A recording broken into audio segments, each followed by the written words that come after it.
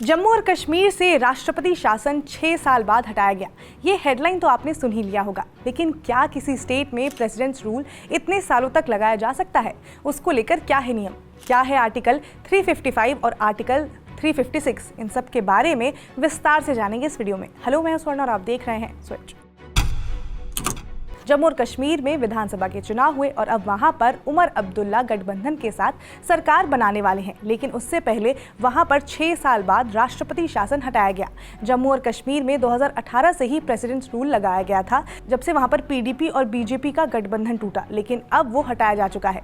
लेकिन ये तो आपको अब पता चल ही गया होगा। अब हम ये जानेंगे कि किसी भी स्टेट में मैक्सिमम कितने टाइम तक प्रेसिडेंट रूल लगाया जा सकता है। तो ये जानने से पहले हम थोड़ा स्टेट इमरजेंसी के बारे में भी जान लेते हैं। तो इसमें सबसे पहले आता है आर्टिकल 355, जो ये बताता है कि सेंटर की ड्यूटी स्टेट को प्रोटेक्ट करना भी है।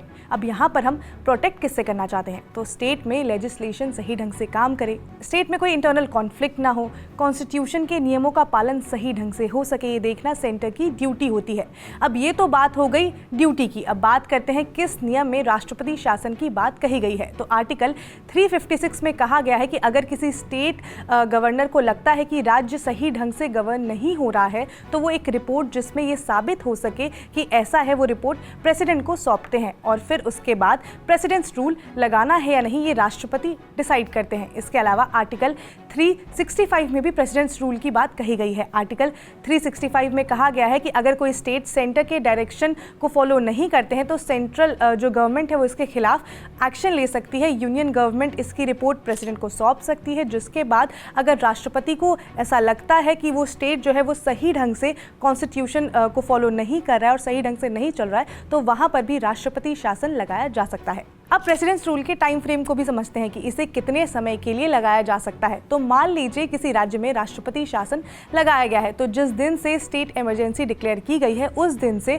2 महीने तक स्टेट में राष्ट्रपति शासन लगा रहेगा। लेकिन जिस दिन से प्रेसिडेंट्स रूल लगाया जाता है उसके बाद ही ये अप्रूवल के लिए जो है वो पार्लियामेंट में जाता है, जिसमें दोनों ही हाउस, लोकसभा और राज्यसभा में सिंपल मेजॉरिटी इसके लिए चाहिए होती है। और अगर वो सिंपल मेजॉरिटी वहाँ पर मिल जाती है तो जो ये प्रेसिडेंट्स रूल है वो 6 महीने तक के लिए आगे एक्सटेंड हो सकता है। और अगर वहां पर अप्रूवल नहीं मिलता है सदन में तो उसके बाद ये 2 महीने तक ही लागू होता है किसी भी स्टेट में, और 2 महीने के बाद राष्ट्रपति शासन उस राज्य से हटाया जाता है। मगर मान लीजिए कि 6 महीने के बाद भी राष्ट्रपति, उन्हें अगर ऐसा लगे कि अभी भी स्टेट से प्रेसिडेंट्स रूल नहीं हटाया जाना चाहिए, तो 6 महीने बाद वो फिर से पार्लियामेंट में अप्रूवल के लिए अर्जी डालेंगे। और अगर ये अप्रूव हो जाएगा तो फिर से 6 महीने के लिए जो प्रेसिडेंट्स रूल है वो एक्सटेंड हो जाएगा। लेकिन अब यहाँ पर सवाल ये आता है कि क्या ये एक्सटेंशन जो है वो 1 साल के बाद भी इसी तरह से हो सकता है? तो 44th कॉन्स्टिट्यूशनल अमेंडमेंट एक्ट 1978 में कहा गया कि राष्ट्रपति शासन 1 साल बाद तभी एक्सटेंड किया जा सकता है जब 2 कंडीशन फुलफिल्ड हो।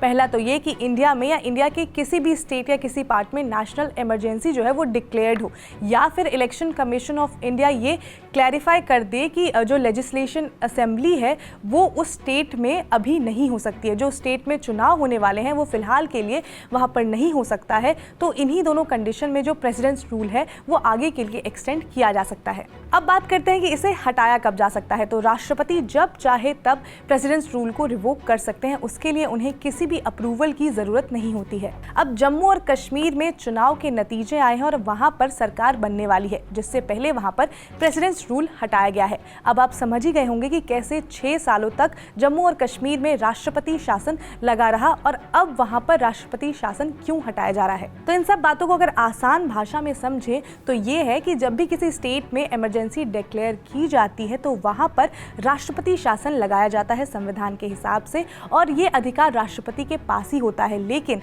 अगर जो राष्ट्रपति शासन लगाया जा चुका है वो पार्लियामेंट में अप्रूव हो जाता है तो उसे 6 महीने के लिए एक्सटेंड किया जा सकता है। और अगर अब वहां से अप्रूव नहीं होता है तो जो राष्ट्रपति शासन है वो 2 महीने के वक्त में ही खत्म हो जाता है।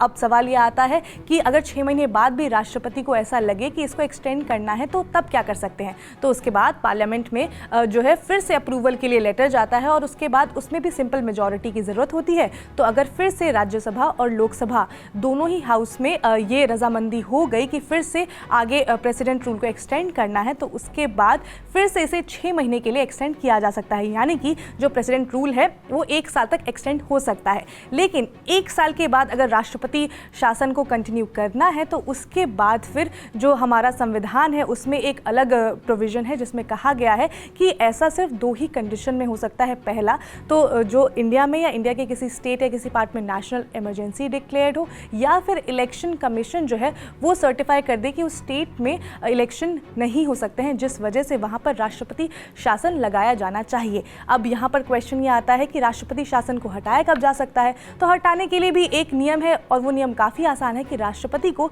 जब भी लगे कि राष्ट्रपति शासन हटा दिया जाना चाहिए तो उस समय ही वो राष्ट्रपति शासन को हटा सकते हैं। उसके लिए उन्हें किसी भी जो परमिशन है, किसी भी अप्रूवल की ज़रूरत नहीं होती है। और इसी वजह से जम्मू और कश्मीर में पिछले 6 सालों से राष्ट्रपति शासन जो था वो लगा हुआ था, क्योंकि जब भी हम ये पढ़ते हैं कि जम्मू कश्मीर में बीते इतने टाइम से राष्ट्रपति शासन लगा हुआ था, तो ये सवाल हम सबके मन में आता है कि राष्ट्रपति शासन तो मैक्सिमम 6 महीने तक या फिर 1 साल तक एक्सटेंड हो सकता है, तो 6 सालों तक वहाँ पर कैसे लगा रह गया। तो इसका जवाब ये है कि जम्मू और कश्मीर में बीते 10 सालों से विधानसभा के चुनाव नहीं हुए थे, वहाँ पर चुनाव नहीं हो रहे थे। लेकिन अब जब वहाँ पर चुनाव हो गए, चुनाव के नतीजे आ गए और अब वहाँ पर जब सरकार बनने वाली है, इसी वजह से वहाँ पर सरकार बनने से कुछ ही वक्त पहले राष्ट्रपति शासन को हटाया जा चुका है। तो अब आई होप आप ये समझ गए होंगे कि जम्मू और कश्मीर में इतने वक्त से राष्ट्रपति शासन क्यों लगा हुआ था। तो अब अगर आपको ये वीडियो थोड़ी सी भी इंफॉर्मेटिव लगी हो तो लाइक करें, शेयर करें, सब्सक्राइब करें स्विच को।